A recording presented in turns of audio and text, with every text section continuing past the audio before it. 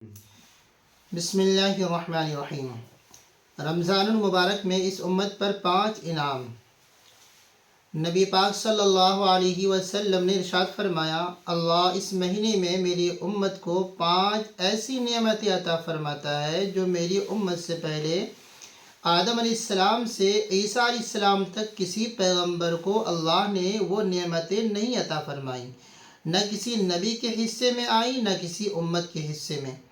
جو محمد صلی اللہ علیہ وسلم کے واسطے سے اور اس قرآن کی عظمت اور برکت کے واسطے سے، رمضان کے تقدس کی وجہ سے اللہ نے اس امت کے حصے میں عطا فرمائیں، وہ 5 چیزیں کیا ہیں؟ پہلا انعام، روزے دار کے منہ کی بو مشک سے زیادہ قیمتی۔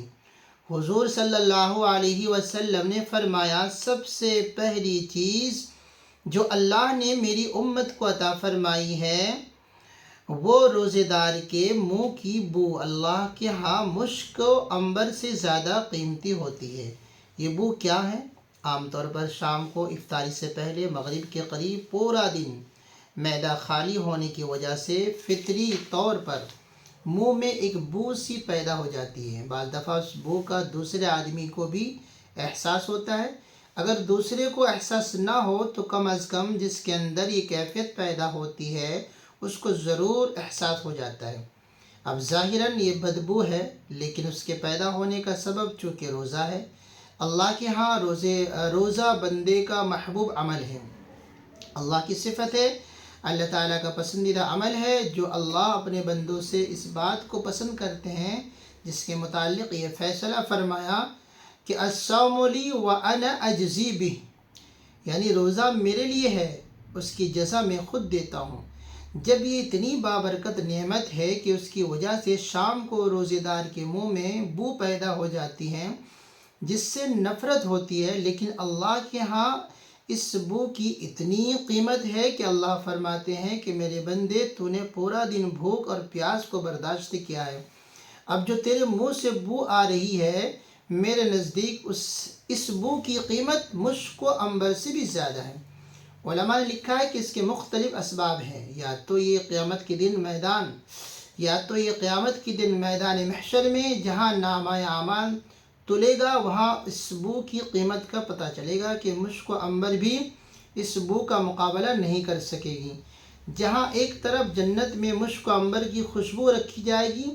دوسری طرف روزے دار کے منہ کی بو اس سے بھی زیادہ قیمتی ہوگی۔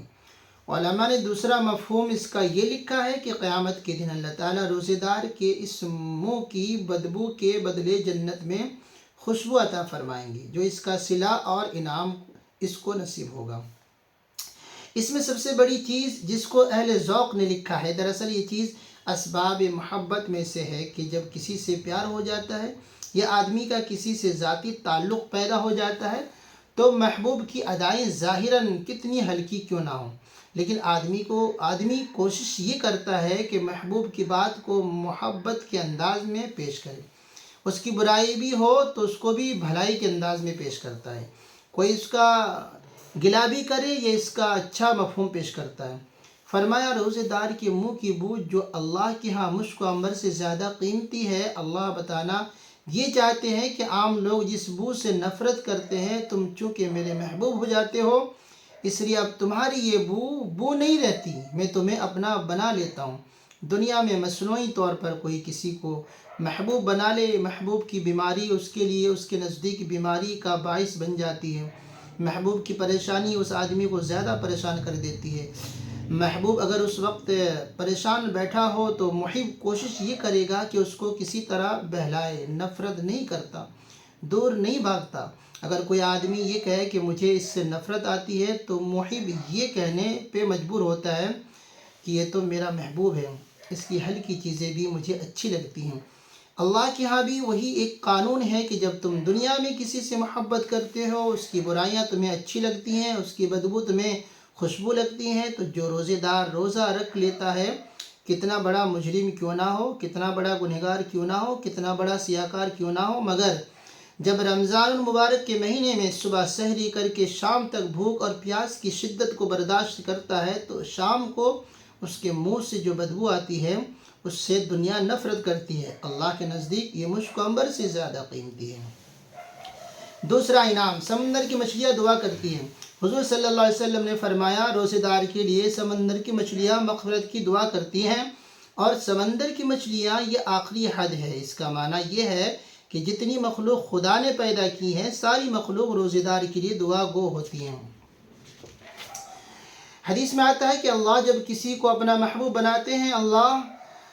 ملأ الاعلیٰ یعنی فرشتوں میں اعلان کرتے ہیں، فرشتوں یہ بندہ میرا پیارا ہے، میں اس سے پیار کرتا ہوں، تم بھی اس سے پیار کرو۔ وہ فرشتے آسمان کے فرشتوں میں اعلان کرتے ہیں، آسمان والے فرشتے زمین والے فرشتوں میں اعلان کرتے ہیں، زمین کے فرشتے دنیا میں اعلان کرتے ہیں۔ پھر اس اعلان کا یہ نتیجہ ہوتا ہے کہ فرشتے بھی محبت کرتے ہیں، انسان بھی اس آدمی سے محبت کرتے ہیں، جانور بھی اس آدمی سے محبت کرتے ہیں، بلکہ اس سے ایک فطری تعلق پیدا ہو جاتا ہے۔ پھر اللہ تعالیٰ کی طرف سے اس اعلان کا یہ نتیجہ ہوتا ہے کہ سمندر کی تہ میں جو مچھلیاں اور جانور رہتے ہیں وہ اس آدمی سے محبت بھی کرتے ہیں، اس کی مغفرت کی دعا بھی کرتے رہتے ہیں۔ ہم دنیا میں دیکھتے ہیں کہ آج ہزاروں ولی جو دنیا میں موجود نہیں، ہم ان کے نام سے عقیدت رکھتے ہیں۔ جنید بغدادی کا نام آئے یا ابا یزید بسطامی کا نام آئے، شیخ عبدالقادر جیلانی رحمۃ اللہ علیہ کا نام آئے، کسی ولی اللہ کا نام آئے، کسی صحابی کا نام آئے، کسی تابعی یا تبع تابعی یا ائمہ مجتہدین کا نام آئے، کسی کا نام آئے، عقیدت کی وجہ سے آنکھیں جھک جاتی ہیں۔ کوئی اگر ان کی مخالفت میں گفتگو کرے ہم لڑنے مرنے کے لیے تیار ہو جاتے ہیں، جان دینے کے لیے تیار ہو جاتے ہیں۔ ہم نے ان بزرگوں کو دیکھا نہیں، ان کا زمانہ نہیں پایا، ان کے قریب نہیں رہے، ان کی اداؤں سے واقف نہیں، لیکن وہ ایک فطری محبت جو اللہ بندوں کے دلوں میں اپنے پیارے بندے کی ڈال دیتے ہیں، یہ وہی محبت ہے جو انسانوں میں بھی ڈال دی جاتی ہے، جو جانوروں میں بھی ڈال دی جاتی ہے۔ اللہ کا فیصلہ ہے کہ جو مومن روزے رکھ لیتا ہے، بھوک پیاس کی شدت کو برداشت کرتا ہے، اللہ اعلان کر کے کہتے ہیں کہ ساری کی ساری مخلوق، خواہ فرشتے کیوں نہ ہوں،